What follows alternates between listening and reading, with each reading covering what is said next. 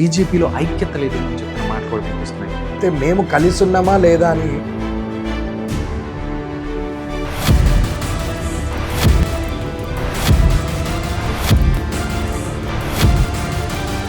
Central government చూసుకున్నట్టయితే Bharatiya Janata party తెలంగాణకి ఏమీ ఇవ్వలేదు. రాష్ట్రంలో కూడా ఉచితాలు ఇచ్చే ఆలోచన మేము చేయలేదు. కాళేశ్వరం సంబంధించి ఏదైతే ఉందో సిబిఐకి ఎంక్వైరీకి మేము వేసాము. ఇద్దరు బీజేపీ అండ్ బీఆర్ఎస్ కలిసిపోయారు. ఇంతవరకు ఎవరు పర్మిషన్ ఇవ్వనప్పుడు సెంట్రల్ గవర్నమెంట్ పాత్ర ఏముంది? ఇప్పుడు ఈ కార్ రేస్లో కాంగ్రెస్ టీఆర్ఎస్ కలిసిపోయిందని మేము అనాలా?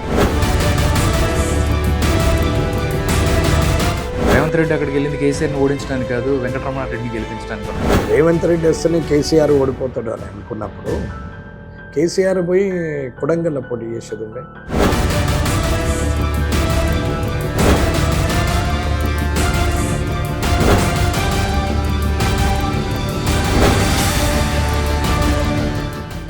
వేరే చోట బీజేపీ బలహీనంగా ఉంది అని చెప్పి రేపు పొద్దున 182 సీట్లు అయితే 130 కూడా గెలవచ్చు. కామారెడ్డి చాలా స్ట్రాంగ్గా ఉంది. అంటే అంతకుముందు కాంగ్రెస్ పార్టీకి కంచుకోటగా ఉంది. ఇక్కడ కాంగ్రెస్ లేక ఆల్మోస్ట్ 15 సంవత్సరాలు అవుతుంది.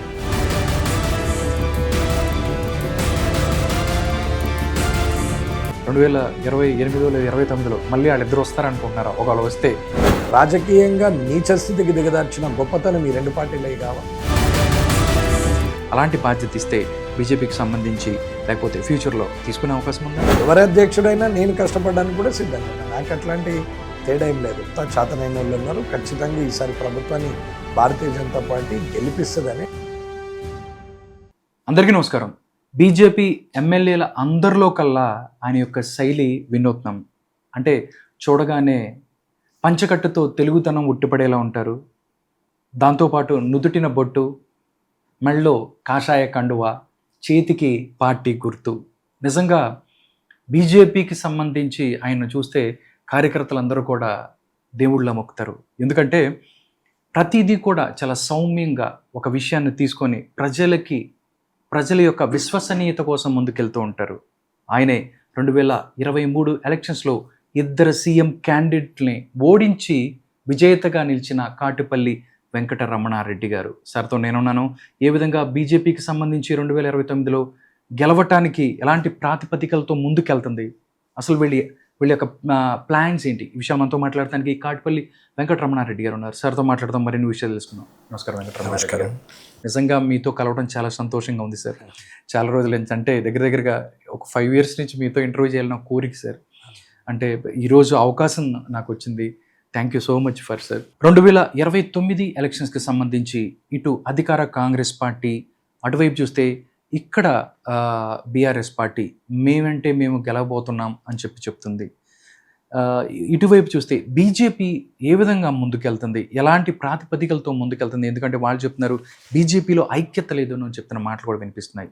ఏం చెప్తారు వెంకటరమణారెడ్డి గారు? ఇప్పుడు ప్రతిపక్షాలు అన్నప్పుడు ఖచ్చితంగా ఎదుటి పార్టీ వారిని ఏదో ఒక రకంగా సోషల్ మీడియాలో కానీ, లేకుంటే మెయిన్ స్ట్రీమ్ మీడియాలో కానీ, లేకుంటే ఏదైనా ఇంటర్వ్యూస్లో కానీ, పేపర్ ప్రకటనలో కానీ అక్కడ ఉన్నటువంటి లోపాలని ఎత్తి చూపిస్తున్నామన్నట్టు లేనివి కల్పితాలను కల్పించి వాళ్ళు చెప్తా ఉంటారు. ఓకే.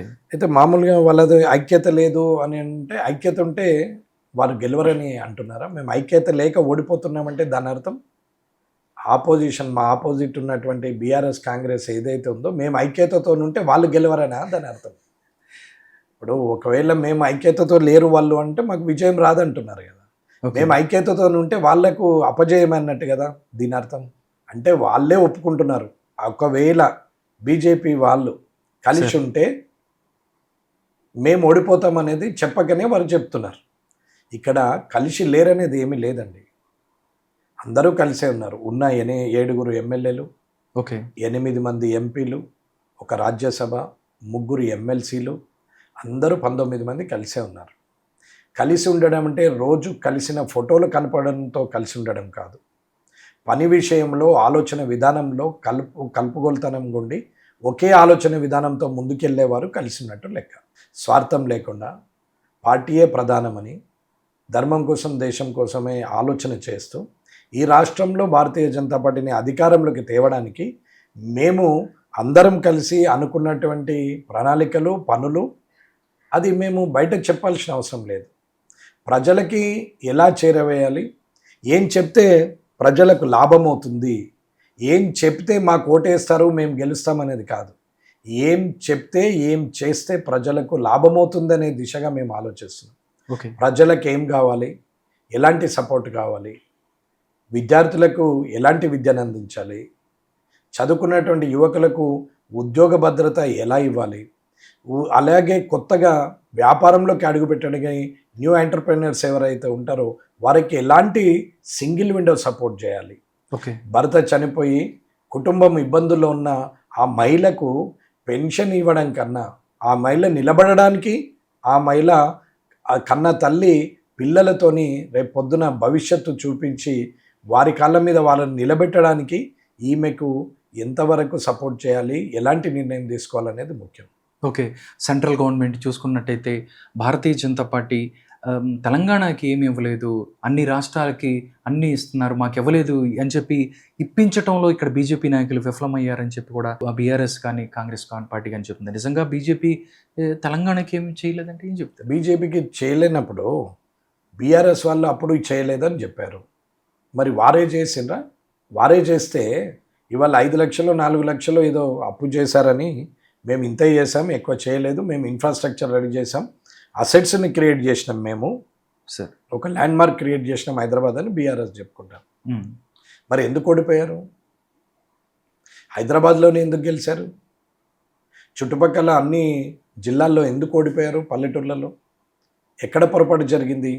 ఒకవేళ హైదరాబాదు డెవలప్ అయితేనే రాష్ట్రం అభివృద్ధి అయినట్టయితే రాష్ట్రం మొత్తం ఎందుకు గెలవలేరు? ఇది బీఆర్ఎస్ వాళ్ళకి నేను సూటిగా అడిగే ప్రశ్న. ఒకవేళ కాంగ్రెస్ నిజంగానే మీరు ఇచ్చిన హామీలు నిజమైనవి అనుకుంటే హైదరాబాద్లో కూడా గెలవాల్సిన మీరు హైదరాబాద్లో ఎందుకు గెలవలేరు? అలాగే ఖాళీ 2-3 జిల్లాల్లో మీరు గెలిచారు కదా, మరి మీరు మిగతా అంతా ఎందుకు గెలవలేకపోయారని కూడా అలా ప్రశ్న ఉంటుంది. ఎలాంటి మనం ప్రశ్న ఇస్తున్నామో ఆ ప్రశ్న మనకు కూడా తగులుతుంది. సో ఎక్కడైతే తెలంగాణలో తెలంగాణ భావజాలానికి తగ్గట్టుగా రాష్ట్ర ప్రభుత్వానికి కేంద్ర ప్రభుత్వం ఎంతైతే సహకరించిందో ఆ సహకరించిన విషయంలో కేంద్ర ప్రభుత్వము చెప్పుకోలేదు, రాష్ట్ర ప్రభుత్వం చెప్పలేదు. అక్కడ చాలామంది ప్రజలకు అసలు ఏం జరుగుతుందో అర్థం కాలేదు. తర్వాత స్వయంగా కేసీఆర్ గారు వడ్ల కొనుగోలు కేంద్రం చేస్తలేదని పోయి జంతర్ మంతర్లో ధర్నా చేశారు. అప్పుడు అర్థమైంది కేంద్రం ఏం చేస్తుంది అనేది. అంటే కొనుగోలు అంతా కేంద్రమే చేస్తుంది, మధ్యవర్తిత్వం మాత్రము రాష్ట్ర ప్రభుత్వం చేస్తుంది. ఎన్ఆర్ఐజిఎస్ కూడా కేంద్రందే, 90% కేంద్రమే ఇస్తుంది. మెటల్ కాంపోనెంట్ కానీ లేబర్ కాంపోనెంట్ ఇస్తున్నది. ఇవాళ పల్లెటూర్లలో ఉన్నటువంటి డెవలప్మెంట్, సీసీ రోడ్లు, డ్రైనేజ్లు, మిగతా అన్ని కార్యక్రమాలు కూడా ఆ 15th ఫైనాన్స్ ద్వారానే జరుగుతున్నాయని తెలిసింది. ఆ తర్వాత ప్రజల్లో కూడా అసలు కేంద్ర ప్రభుత్వము ఇవాళ ఎల్ఈడి లైట్లు వచ్చినాయి, ప్రతి గ్రామంలో బుగ్గలు పోయి ట్యూబులు పోయి లాస్ట్కు ఎల్ఈడి లైట్లు వచ్చినాయి. అంటే ఈ ఎల్ఈడి లైట్లు కూడా కేంద్ర ప్రభుత్వమే ఇచ్చింది అనేది తెలిసింది. ఇవాళ బియ్యంలో కూడా ఎంత భాగము 23 రూపాయలు 27 రూపాయలు కేంద్ర ప్రభుత్వం ఇస్తే రాష్ట్ర ప్రభుత్వం వాటా ఎంత ఉంది, ఆ రాష్ట్ర ప్రభుత్వం ఉచిత బియ్యం ఇస్తుందా లేదా అనేది కూడా తెలుస్తుంది. ఉచితంగా ఇచ్చే 6 కిలోల బియ్యం కూడా కేంద్రందే అని తెలిసింది. ఇలా ప్రతిదీ కూడా కేంద్రము ఇచ్చింది అనేది ప్రజలకు ఎవరు చెప్పకుండా తెలిసింది. ఆ విషయము ప్రజల అమాయకులు కారు, ప్రజలకు అంతా తెలుసు ఏమొస్తుంది ఏమొస్తలేదనేది. ఇకపోతే అప్పుడు ఆయన అట్లా మాట్లాడారు. తర్వాత ఇప్పుడు 2023లో భారతీయ జనతా పార్టీ అధికారంలోకి వస్తుందనే ఆలోచనలో అందరం కష్టపడ్డాం. అక్కడ కొన్ని అనివార్య కారణాల వల్ల కొన్ని ఉచితాలు మేము ఇవ్వలేని పరిస్థితిలో ఇవ్వకూడదు అనుకొని ఆలోచించాం. గవర్నమెంట్ కేంద్ర ప్రభుత్వంలో మోడీ గారు ఏ ఒక్కటి ఉచితంగా ఇప్పటి వరకు చెప్పలేరు. మీరు గమనించండి, ఏది ఉచితం లేదు. డెవలప్మెంట్ ఫ్రీ బీజ్ అనేది లేదు. ఫ్రీ బీజ్ అనేది ఆయన నోట్లకి రాదు. రైతులకు కూడా రైతు ఏదైతే సీఎం పిఎం ఏదైతే ఇస్తున్నాడో ఆయన అది ఇచ్చే 6,000 రూపాయలు కూడా లిమిట్ చేశారు తప్ప ఇష్టం ఉన్నట్టు ఇవ్వలేదు. అది కూడా ఎంత భూమి ఉంటే అరగుంటున్నా 6,000, 60 ఎకరాలున్నా 6,000 తప్ప ఇవ్వలేదు. అది సహాయం అంటారు, ఉచితం అన్నారు. ఉచితాలు ఎక్కడ లేవు కేంద్ర ప్రభుత్వంలో, మీరు గమనించండి.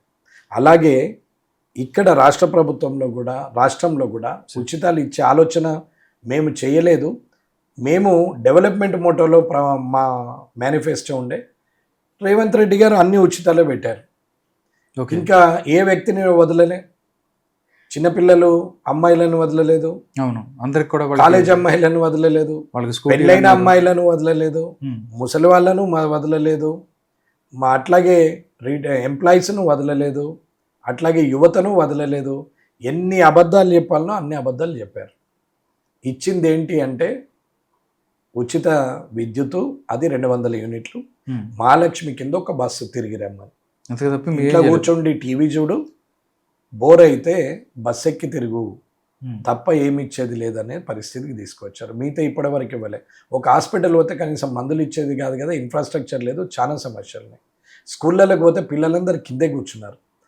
మీరు ప్రభుత్వం నుంచి యూనిఫామ్ ఇస్తే కనీసం కాలర్ సమానంగా ఉండదు, గుండీలు పెట్టుకుంటే కనీసం బొత్తలు సరిగా ఉండవు, ఒక చెయ్యి పైకి ఉంటుంది, ఒక చెయ్యి కిందికి ఉంటుంది, డ్రెస్ అన్న కనీసం సమానంగా ఉండదు.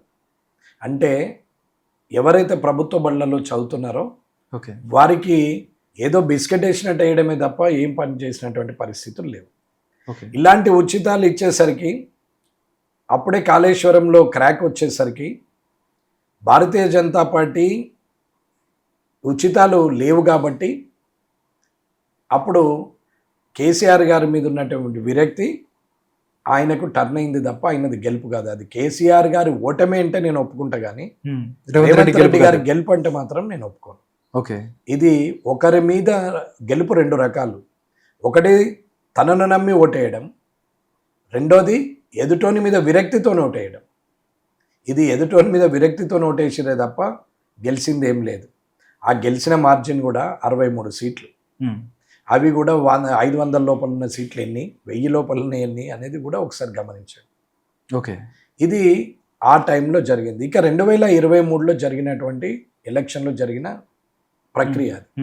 సరే, కొన్ని కారణాలు స్వయంకృత అపరాధాలు కూడా మాకు ఇబ్బంది పెట్టాయి.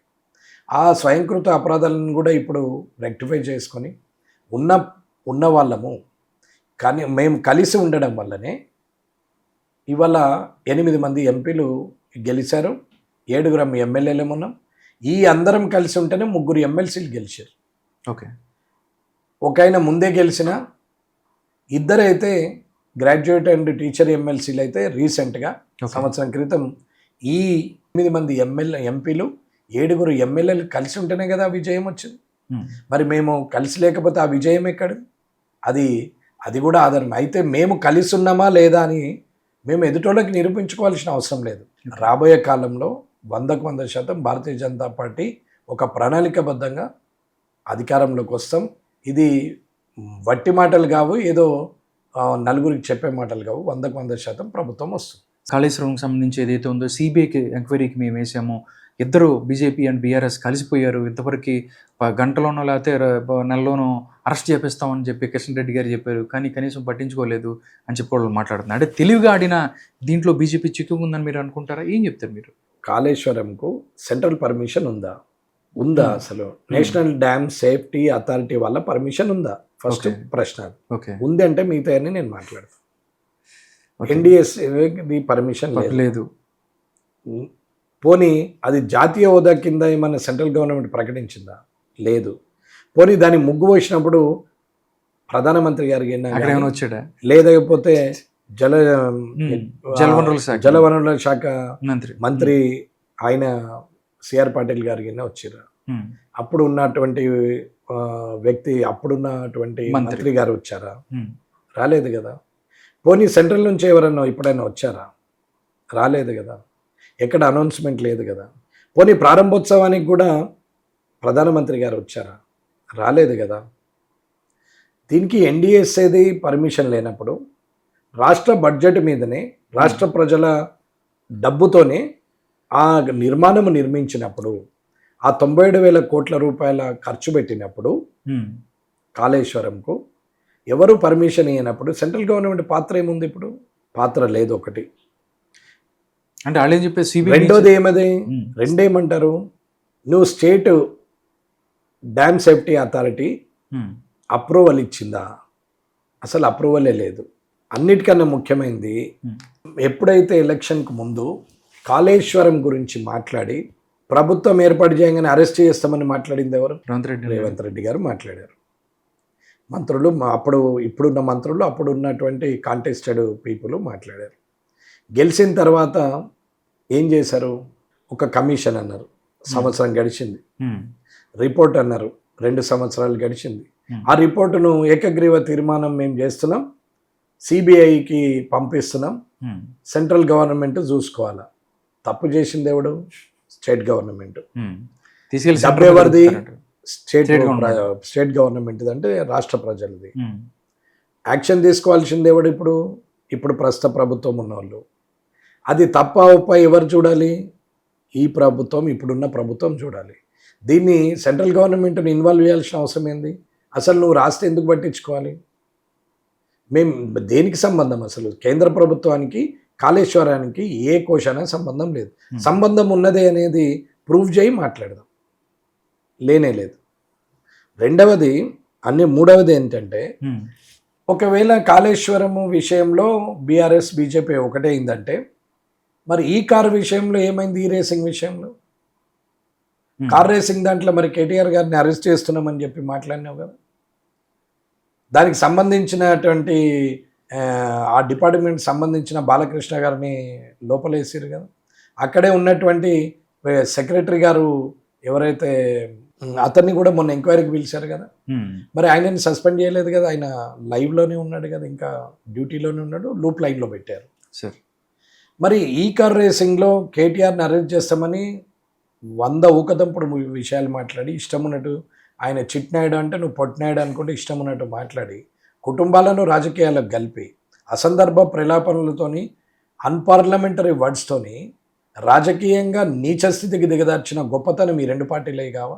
ఉచ్చారణలో లోపంతో ఇష్టమున్నట్టు మాట్లాడుతూ ఇంటి ఆడవాళ్ళని కూడా రాజకీయంలోకి తీసుకొచ్చిన వాళ్ళు వీళ్ళు గారు.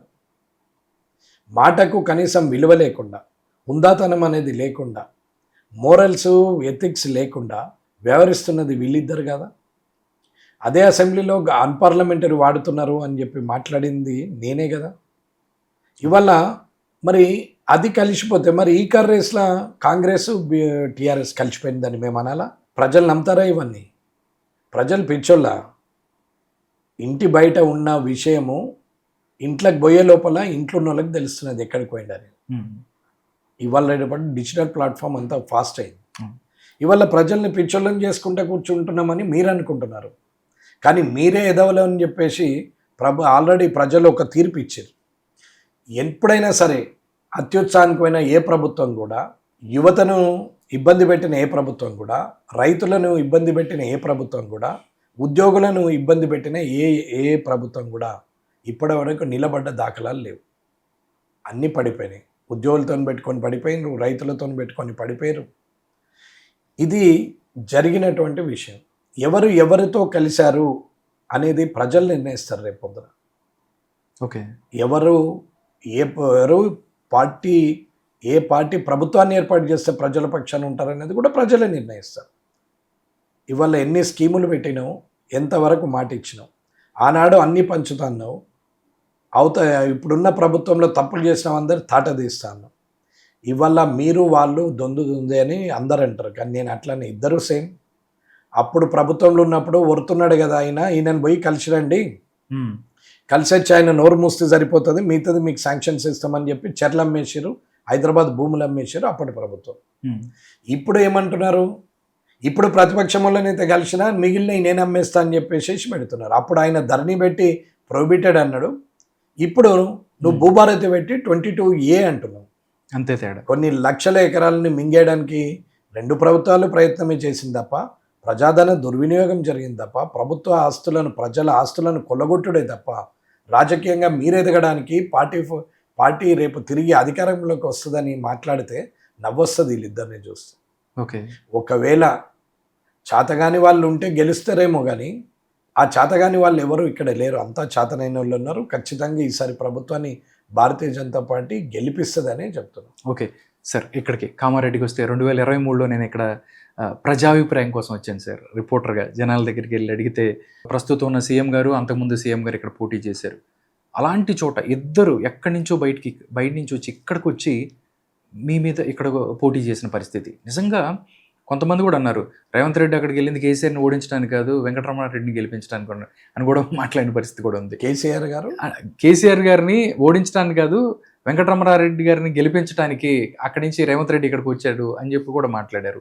అంటే ఏంటి సార్, ఇద్దరు సీఎంలని ఇక్కడ ఓడించారు, మిమ్మల్ని గెలిపించడానికి ఈ నియోజకవర్గ ప్రజలు మీ మీద ఉన్న భరోసా ఏంటి అంటే ఏం చెప్తారు? రేవంత్ రెడ్డి వస్తేనే కేసీఆర్ ఓడిపోతాడు అని అనుకున్నప్పుడు కేసీఆర్ పోయి కొడంగల్లో పోటీ చేసేది ఉండే.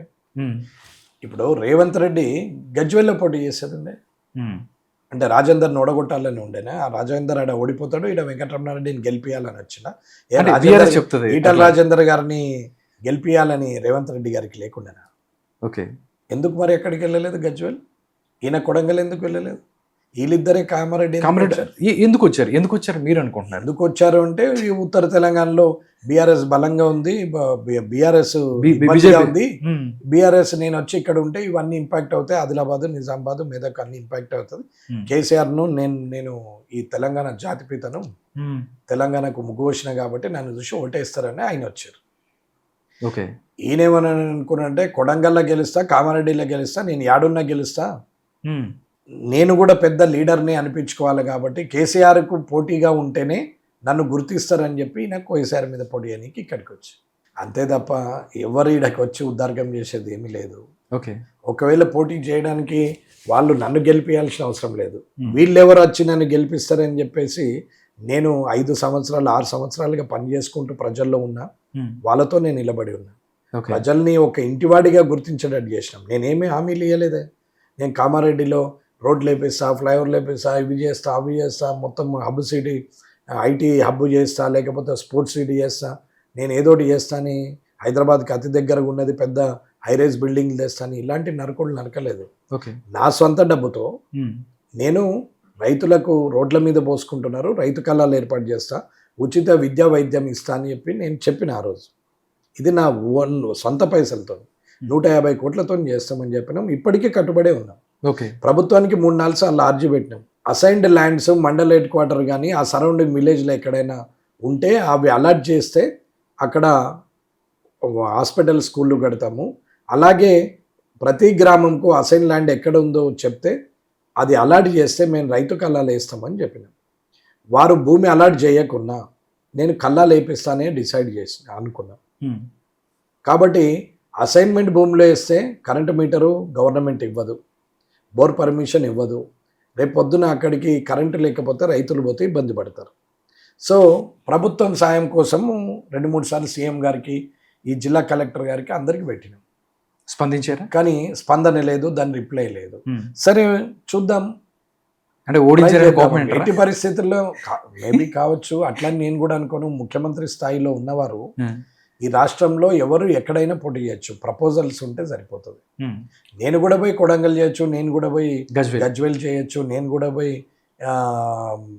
బార్డర్ విలేజ్ ఖమ్మంలో ఆశరావుపేట దగ్గర ఆ బార్డర్లో కూడా చేయొచ్చు, సత్తుపల్లిలో కూడా చేయొచ్చు. ఓకే, ఈ రాష్ట్రంలో ఉన్నవాడు ఎక్కడైనా పోటీ చేయొచ్చు. ప్రపోజల్ ఉంటే పక్క రాష్ట్రంలో కూడా చేయొచ్చు. అది తప్పులేదు, వారు రావడానికి తప్పే లేదు. కాబట్టి వారు వచ్చింది వారు గెలవడానికి. కానీ ఒకరిని ఓడగొట్టి ఇంకొకరిని గెలిపియాలనే ఆలోచన ఉంటే ఈ రాష్ట్రం ఇలా ఉండదు. ఓకే, అట్లాంటి బుద్ధి గిన్నె ఉంటే ఈ రాష్ట్రం ఎప్పుడో బాగుపడుతుంది. 10 సంవత్సరాలు వాళ్ళు, 2.5 సంవత్సరాలు ఈయన, 33 నెలలు అయిపోయింది. ఇంకేముంటుందండి? మిగిలిన 27 నెలల్లో 7 నెలలు ఎలక్షన్ ఫీవరే తీసాడు. 20 నెలలు, 20 నెలల్లో ఏం చేస్తారండి? ముగ్గులు పోయడం తప్ప ఏమీ చేయలేము. ఓకే, దాన్ని కొత్తగా ప్రభుత్వం రాగానే మళ్ళీ పాతోళ్ళయన్నీ మలిపేయాల. వాళ్ళు రాగానే మిషన్ భగీరథ అనాలా, వీళ్ళు రాగానే RWS అనాలా. డిపార్ట్మెంట్ల పేర్లు మార్చడు, ఆఫీసర్ల డిసిగ్నేషన్లు మార్చడు, ఎవరు ఇష్టం వచ్చినట్టు వాళ్ళే జీవోలు తీసుడు, రాత్రికి రాత్రి మార్పిడిలు చేసుడు. వారు చేసింది భూముల కోసమే, వీరు చేసేది భూముల కోసమే. హైదరాబాద్ను పెట్టి పీడిస్తున్నది వీళ్ళే. ఇది పరిస్థితి. కాబట్టి ఎట్టి పరిస్థితుల్లో కూడా సార్ రానున్న కాలంలో భారతీయ జనతా పార్టీ 100% ఓటేస్తుంది. లీడర్ ఎవరని కూడా చూడకుండా ఓటేస్తుంది అని చెప్తున్నాను. సార్, ఉత్తర తెలంగాణలో బీజేపీ చాలా స్ట్రాంగ్గా ఉంటుంది. దక్షిణ తెలంగాణ చూసుకున్నట్టయితే నల్గొండ అవ్వచ్చు, ఖమ్మం అవ్వచ్చు, వేరే చోట బీజేపీ బలహీనంగా ఉంది అని చెప్తుంది. అంటే ఒక గెలుపు అనేది ఒక పార్టీ అధికారంలో రావాలంటే మొత్తం తెలంగాణ మొత్తంగా కూడా అన్ని స్ట్రాంగ్గా ఉండాలి. ఈ విధంగా పొందుతుంది. 2014లో ఇక్కడ బీజేపీ ఏడు ఉందండి? లేదు కదా, లేదు కదా. ఓకే. 2018లో ఇక్కడ ఒక్క సీటు కూడా గెలవలేదు కదా. బై ఎలక్షన్లో లక్ష్మీనారాయణ గారు గెలిచారు అప్పుడు, బిఫోర్ 2014 కానీ. తర్వాత ఎక్కడ సీటు గెలాలి. 2023కి వచ్చేసరికి 7 సీట్లు గెలిచింది కదా. ఓకే, బలం పెంచుకుంటూ ముందుకెళ్తున్నట్టు 7 సీట్లు గెలిచింది, 2 ఎంపీలు గెలిచింది కదా. ఇప్పుడు అక్కడికి పోయి వచ్చేసరికి అక్కడ నలుగురు ఎంపీలు గెలిచారు కదా హైదరాబాద్లో. రేపు 2029లో 10 16 ఎంపీలు గెలవచ్చు. రేపు పొద్దున 182 సీట్లు అయితే 130 కూడా గెలవచ్చు మేము. ఓకే. 2014కి 2018కి 2023కి ఉన్న తేడా ఉత్తర తెలంగాణలో కనిపిస్తే ఇదే తేడా 2018, 2023, 2028, 29కి దక్షిణ తెలంగాణలో కూడా ఉండొచ్చు కదా. ఎంపీ గారు గెలిచారు కదా, అరుణ గారు. ఉన్నది ఒక ఖమ్మమే కదా, వరంగల్లో దగ్గరకు వచ్చిపోయాం కదా. పెద్దపల్లి, ఖమ్మము, వరంగల్ అన్నీ కూడా గెలిచే అవకాశాలు ఉన్నాయి. ఓకే. నల్గొండ అన్నిటి కూడా. ఇప్పుడు మహబూబ్ నగర్లో అరుణ గారు గెలిచారు కదా, మరి బీజేపీ పికప్ అయినట్టే కదా. ఓకే. మార్పులు వచ్చేస్తాయి, 29కి వచ్చేస్తాయి. ఓకే సార్, కామారెడ్డి ప్రజలకి మీరు 23 తర్వాత ఇక్కడికి వచ్చి అంటే అందరు బీజేపీ ఎమ్మెల్యే కొంచెం డిఫరెంట్గా వెళ్తుంటారు, ప్రజలకి విశ్వసనీయతో పనిచేస్తూ ఉంటారు. మీరు స్కూల్స్కి కొన్ని చేసిన బెంచీలు కార్యక్రమాలు కూడా ప్రజల్లోకి వెళ్ళి కొంతమంది నేను మాట్లాడుకుంటున్న పరిస్థితి కూడా కనపడుతుంది. అంటే మొత్తం అంతా బీజేపీకి సంబంధించి ఎట్లా ఉన్నా కానీ కామారెడ్డి చాలా స్ట్రాంగ్గా ఉంది. అంటే అంతకుముందు కాంగ్రెస్ పార్టీకి కంచుకోటగా ఉంది. ఇక్కడ మీ కార్యక్రమాలు ప్రజల్లోకి వెళ్తూ మీ మంచి వెళ్తున్నాడు. 29 దాకా కూడా మీరు ఏంటి సార్, అంటే వాళ్ళకి ఇచ్చిన మాట నిలబెట్టుకునే రాజశేఖర్ రెడ్డి గారు ఉన్నప్పుడు కాంగ్రెస్ పట్టు ఉండేది ఉన్నది. తర్వాత కేసీఆర్ గారు వచ్చిన తర్వాత అప్పటి నుంచి మొత్తం 10 సంవత్సరాలు ఇక్కడ టీఆర్ఎస్ ఉంది సార్. ఇక్కడ కాంగ్రెస్ లేక ఆల్మోస్ట్ 15 సంవత్సరాలు అవుతుంది. ఇకపోతే భారతీయ జనతా పార్టీ ద్వారా గెలవడానికి నేను చేసిన పని, ప్రతి ఒక్క మహిళ నా అన్నను తమ్ముడు అనుకునే పరిస్థితికి, చేయి పట్టుకొని మాట్లాడే పరిస్థితికి, రమణన్న అని పిలిచే పరిస్థితికి తీసుకొచ్చాం. ఓకే. ఒక ఇంటి మనిషితో ఉన్న ఆ ఫ్రీనెస్ ఉంటుంది, అంతే తప్ప వేరేది ఏమీ లేదు. రెండోది, ప్రతి వ్యక్తితో మనం మాట్లాడే మాట, మన ఉచ్చారణ, వాళ్ళకి ఇచ్చే మర్యాదను బట్టి మన మీద అభిమానము పెరుగుతుంది. నేను ఎమ్మెల్యేను, నేను పెద్ద ఇది, నా కోసము ఎవరైనా ఎదురు చూడాలి, నాకెవరు ఎదురు మాట్లాడద్దు అని అంటే తప్పు. నిన్ను విమర్శించే వాళ్ళే నీ శ్రేయోభిలాషులు. నిన్ను తిట్టినవాడే రేపటి నిన్ను తిట్టినవాడే రేపటి నీ మిత్రుడు. అది గ్రహించినటువంటి వ్యక్తి అందరితో సామరస్యంగా, అందరితో మంచి పద్ధతిలో ముందుకెళ్ళే పరిస్థితి ఉంటుంది.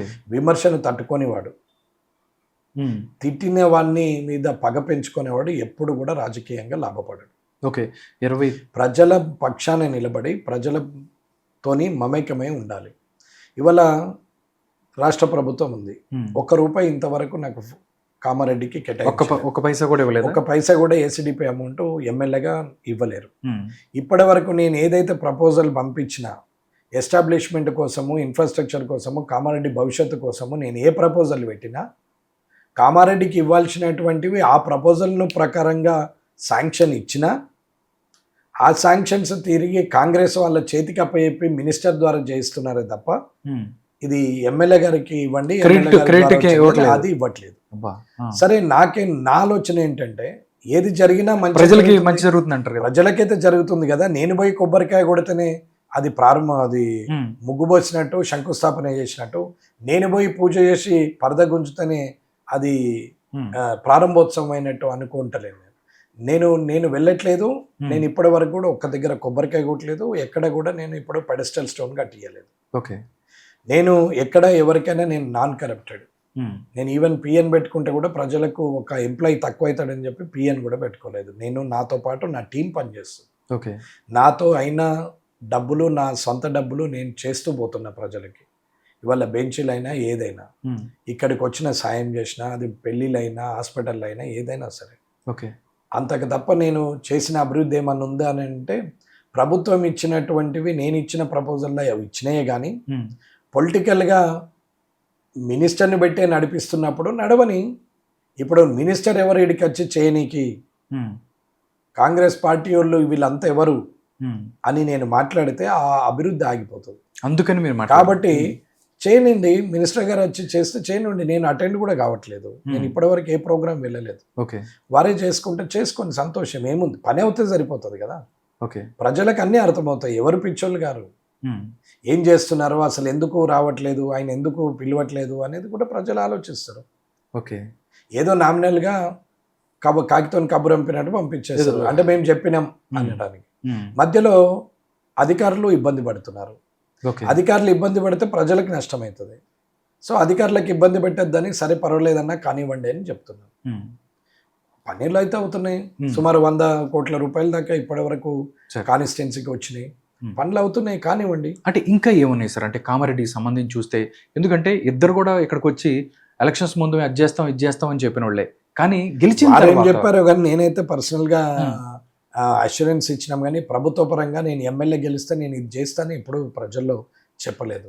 రెండవది కామారెడ్డి మీద విజన్ ఉంది, ఏమి చేయాలనేది ఒక ఆలోచన ఉంది. దాంతోపాటు సెంట్రల్ గవర్నమెంట్ పట్టుకొని కామారెడ్డి రింగ్ రోడ్ ప్రపోజల్ కానీ, కామారెడ్డి ఫ్లైఓవర్స్ ఒక 4 ప్రపోజ్ చేసినాం. ఒకటి నిన్న ఇన్స్పెక్షన్ కూడా వచ్చారు, ఇంకా 3టికి కూడా ఇన్స్పెక్షన్కి వస్తారని అనుకుంటున్నాం.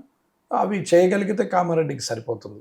ఓకే సార్, 2028 లేదా 2029లో మళ్ళీ వాళ్ళిద్దరు వస్తారనుకుంటున్నారా? ఒకవేళ వస్తే రిజల్ట్ మారుతుందా, ఏమన్నా ఎలా ఉన్నా కావచ్చు? మేబీ ఏదైనా కావచ్చు కదా, నేనేం భగవంతుని కాదు, జాతకం జోస్యం చెప్పేవాడిని కాదు. వారు వచ్చినా నేను గెలవచ్చు, నేను ఓడొచ్చు. వారు రాకున్నా మామూలు వ్యక్తి ఇంకొక వ్యక్తి రావచ్చు, నేను ఓడొచ్చు లేదా గెలవచ్చు. గెలుపోవటంలు అనేది ప్రజాభిప్రాయాన్ని బట్టి, ప్రజాభిష్టాన్ని బట్టి, వారి నిర్ణయాన్ని బట్టి ఉంటుంది. కానీ వారిని శాసించే స్థాయిలో నేను లేను, అలాని శాసించాల్సిన అవసరం నాకు లేదు. నేను వారు నన్ను నావాడు అనుకుంటే నన్ను గెలిపిస్తారు, ఎక్కడో నేను తప్పు చేసిన అనుకుంటే నన్ను ఓడగొడతారు. ఆ తప్పును రెక్టిఫై చేసుకోవడానికి ప్రయత్నం చేస్తావు అంతే తప్ప, వారు రేపు పొద్దున నేనే పర్మనెంట్ అనుకునే వ్యక్తిని కాదు. అది మార్పు సహజం నడుస్తూ ఉంటుంది. కానీ ఉన్నన్ని రోజులు ఎలా చేసాం, ఏం చేసాం అనేది. కాబట్టి ప్రజలకు ఎంత దగ్గరగా ఉన్నాం, ఎంత న్యాయం చేసాం. నేను ప్రజలను పీడించలేదు, ప్రజలది ₹1 మనం తీసుకోము. ఈవెన్ టోల్ గేట్ అయినా సరే నేను ఫాస్టాగ్ మీదనే వెళ్తాను, ఫాస్టాగ్ మీద నేను వెళ్తాము. టోల్ గేట్ కాడ కూడా 2 నిమిషాలు ఆగినా ఎవరిని ఏమన్నాము, ఫాస్టాగ్ కట్ చేసుకొని పోతాము. ఎమ్మెల్యే టికెట్ మీద చెప్పి డోర్ తీయని ఆ సైరన్ వేసుకునే ఆలోచన కూడా లేదు, పిఎన్ కూడా పెట్టుకోలేదు. నా ఇల్లును కూడా రోడ్డుకే ఇచ్చేసినాము. స్వతహాగా నేను ఎక్కడ తప్పు చేయలేదు అనుకుంటున్నాను. మంచోడే, నాన్ కరప్టెడే, అందరితో బాగుంటాడు, కానీ అభివృద్ధి చేయలేదు అంటే ప్రభుత్వము సహాయం లేనప్పుడు చేయలేము దాన్ని కూడా తప్పుగా నేను అనుకోవట్లేదు. అది తప్పుగా ప్రజలు భావిస్తే మాత్రం ఓడిపోతారు. వారు అది తప్పు కాదు అనుకుంటే మాత్రం గెలుస్తుంది. ఓకే సార్, అంటే బీజేపీలో కాటిపల్లి వెంకటరమణారెడ్డి అంటే ఒక ఐడెంటిటీ ఉంది, ఒక గుర్తింపు, ఒక డిఫరెంట్ వ్యక్తి అని ఉంది. అంటే రాష్ట్ర అధ్యక్షుడిగా ఒకసారి కూడా పరిశీలనకు వచ్చినట్టు మేము మా మీడియా సర్కిల్స్లో కూడా ఉంది. ఒకవేళ అలాంటి బాధ్యత ఇస్తే బీజేపీకి సంబంధించి లేకపోతే ఫ్యూచర్లో తీసుకునే అవకాశం ఉందా? ఎందుకు తీసుకురండి, ప్రధానమంత్రి స్థానం తీసుకుంటాం. ఏ మనిషి అయినా సరే పదవులు కావాలంటారు, అంటే బాధ్యత కదా. ఎదగాలని అనుకుంటాం కానీ దిగిపోవాలని అనుకోం కదా. మీరున్నారు, మీరు స్టేజ్ మారుతూ పైకి వెళ్ళాలని అనుకుంటారు కానీ మీరు దిగిపోవాలా, నేను ఇంకా తక్కువ స్టేజ్కి వెళ్ళాలని అనుకోరు కదా. రాష్ట్ర అధ్యక్షునిగా ఇస్తే అందరి సహకారంతోనే, అందరి అభిమానంతోనే, ప్రేమాభిమానంతోనే, అందరి కష్టంతోనే, అందరం కలిసిన కష్టంతోనే అధికారంలోకి వచ్చే ప్రయత్నం చేస్తాం. లేదు, ఎవరి అధ్యక్షుడైనా నేను కష్టపడడానికి కూడా సిద్ధంగా ఉన్నా, నాకు అట్లాంటి తేడా ఏం లేదు. నా గోల్ కార్యకర్తలు ఈసారి వారి కళ్ళతోని వారి పార్టీని అధికారంలో చూడాలనేది నా కోరిక. Okay, thank you so much Katipalli Venkataramana Reddy గారు. ఫ్యూచర్లో కామారెడ్డిని ఒక అన్ని నియోజకవర్గాల్లో గొప్ప నియోజకవర్గాన్ని మీరు తీర్చిదిద్దాలని, అదేవిధంగా ఈ దేశ భవిష్యత్తులో దాంతోపాటు దేశం కోసం, ధర్మం కోసం మీరు ముందుకెళ్లాలని, మరిన్ని విజయాలు మీకు చేకూరాలని కోరుకుంటున్నాను. నమస్కారం.